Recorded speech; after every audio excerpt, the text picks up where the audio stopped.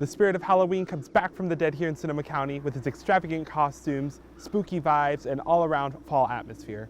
And today, you'll meet someone who we call the Queen of Halloween, who is all of those webbed into one person.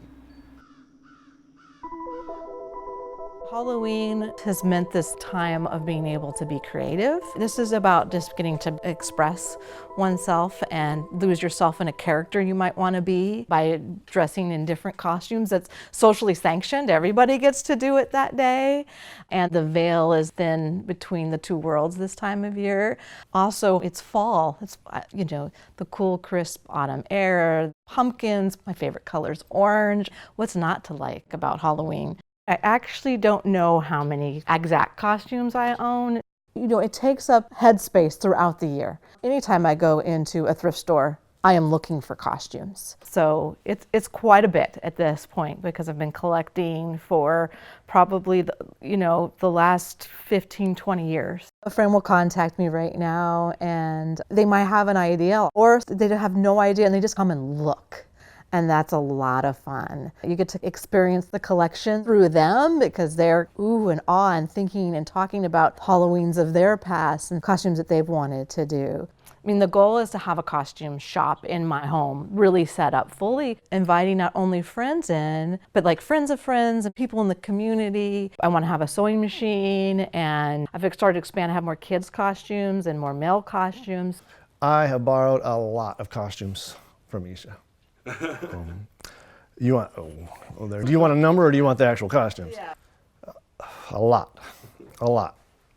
The Mummy, that's an easy one. My favorite was Little Red Riding Hood, and we had the werewolf, and we mixed that. So I wore werewolf gloves and werewolf feet. After that, there was mini vests. There was sequin dresses. Coming to her place? Yeah, oh, it's like going into your home, except your home is full of 1,000 costumes. No, nothing. I don't charge anything. It's the joy of people participating in Halloween and the excitement of just handing that off and them looking in it and then being like, oh my gosh, That's what it's about for me. So no charge. It is so great to have a resource in Alicia. Get to pick a costume. I can come with no idea whatsoever and she'll have something that'll work for me. She has all kinds of great accessories. So even if you have something boring like just a black outfit, she can make it look like a costume. That is super generous because not many people are willing to share their treasures that she values so dearly. And she just wants people to have a good costume. It's fantastic. I think one of the most requested ones is a bumblebee. It's got socks and the bobblehead. I also made a pretty elaborate gnome on a toadstool, and that was a lot of fun. People were really excited about it. In fact, I won best costume at work. I'm a social worker and I work with the elderly. So this is just a real outlet for me. And I'm really fortunate too where I work.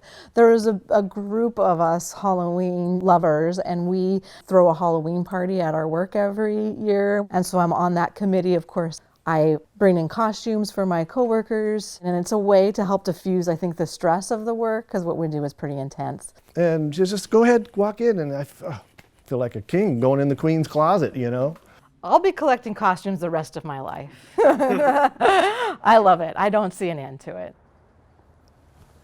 I hope you agree that Alicia Sims is the Queen of Halloween.